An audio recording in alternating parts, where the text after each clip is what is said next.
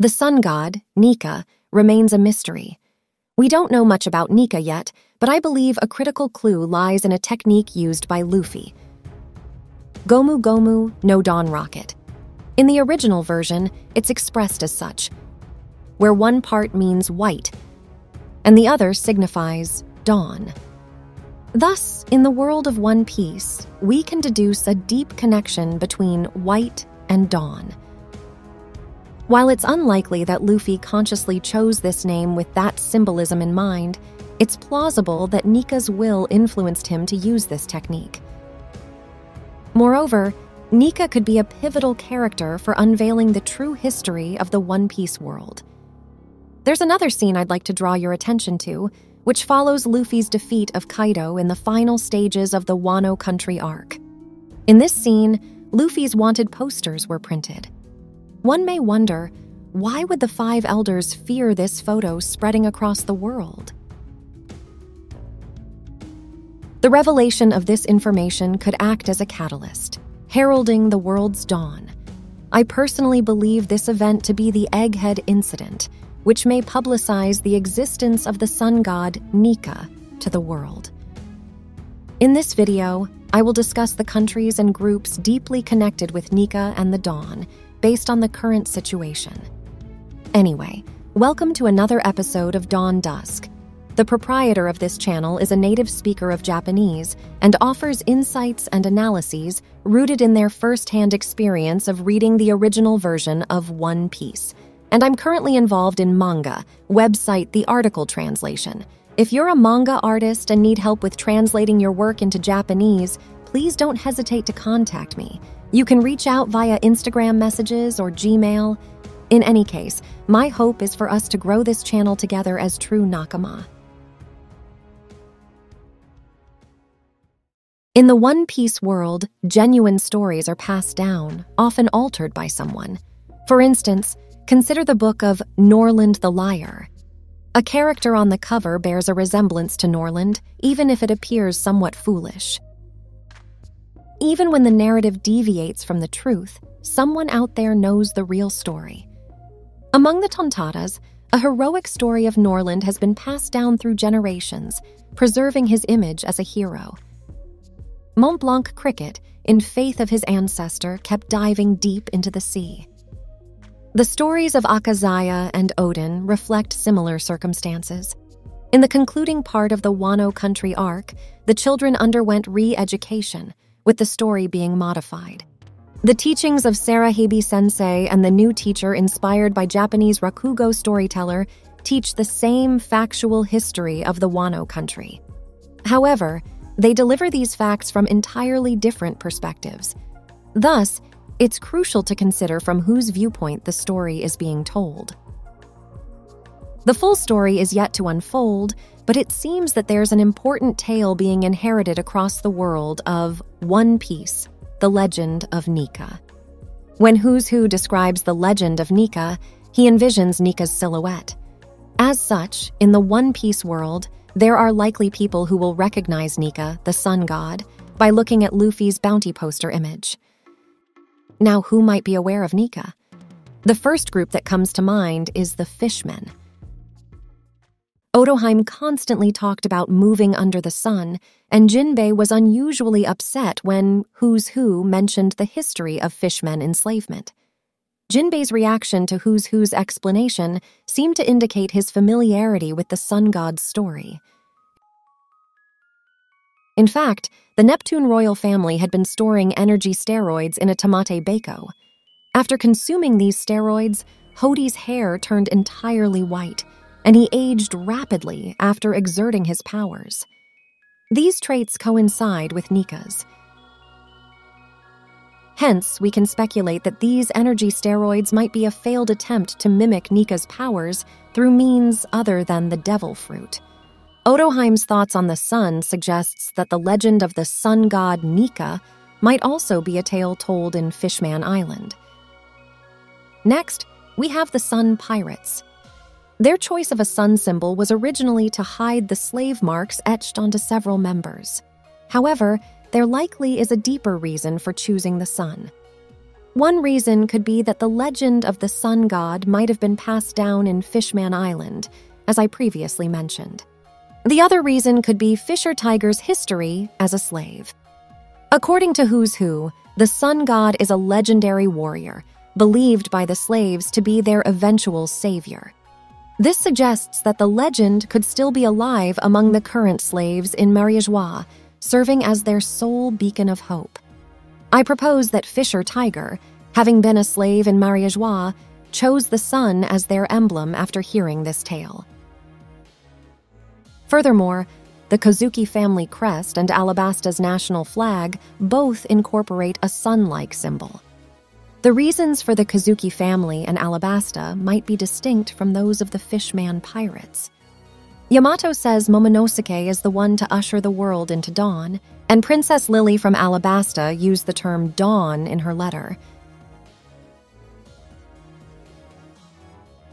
This concept of dawn is tied to Nika. Let's take another look at this scene.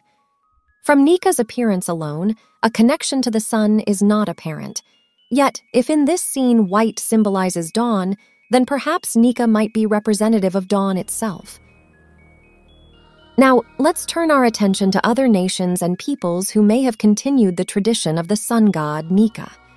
The recurring clue, the sun. Take, for example, the kingdom of Sorbet, ruled by Kuma. The word sorbet in Japanese is written like this, where soru stands for sun. Similarly, lunaria is written in Japanese like this, where runa signifies the moon.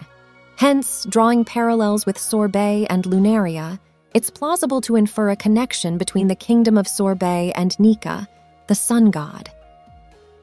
A suggestive point to consider is Kuma's role in saving the Straw Hat Pirates' ship, the Thousand Sunny. This doesn't appear to be a mere coincidence.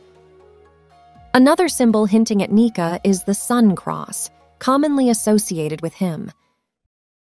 The sun cross can also be spotted in other places, presumably linked to Nika. The murals of the Moon civilization, while largely shrouded in mystery, could potentially bear a connection to the Moon City Burqa due to its advanced technology. In this context, the key to unraveling the 100-year void in one piece may lie within the symbiosis of science and religion. The solar symbol on Waper's arm is another indication, requiring little explanation given their ancestors' established worship of the sun god. The crest of the Kozuki clan also features a sun. Furthermore, the country of Wano, in anticipation of Joy Boy, has sealed its borders. There's speculation about Joy Boy consuming the Nika model of the Hito Hito devil fruit. Hence, it's plausible that Wano too shares a connection with Nika. Consider the pendant owned by a nun from Flavance. This pendant also features a sun cross, intentionally highlighted in a panel. Such specific emphasis on this object suggests its importance, leading me to believe that even Flavance might have worshipped the sun god.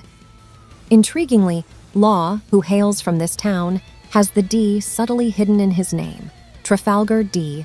Wateru Law. Did you know that Flavance was also referred to as the White Town, as I mentioned earlier, in the world of One Piece? White likely symbolizes the dawn. Hence, Fravance, like Alabasta and the country of Wano, might have been waiting for the dawn. Considering Nika's depiction as entirely white, it's plausible that there was some relation between Nika and this White City, or Amber Lead, whether Nika was a real person or a mythical figure. This brings us to an intriguing theory. Flavance was said to have collapsed due to Amber Lead, but could the world government have intentionally attempted to obliterate this town? Their motivation might be similar to the effort to erase Nika's picture. Let me show you one thing. This might have been a symbol of the sun god.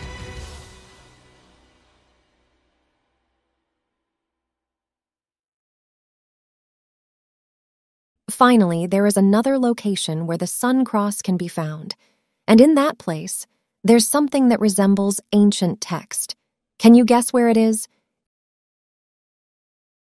It's Impel Down. The presence of carvings that look like ancient text strongly suggests that Impel Down was once a facility under the control of the forces from the Great Kingdom.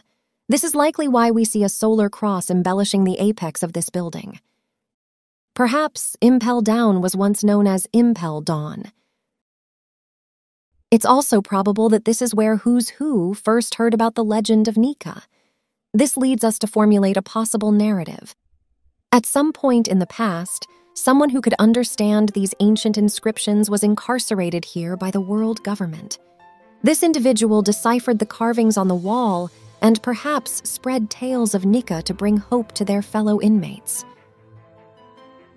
We've examined locations where the Sun Cross can be discovered, all of which offer clues connecting to Nika.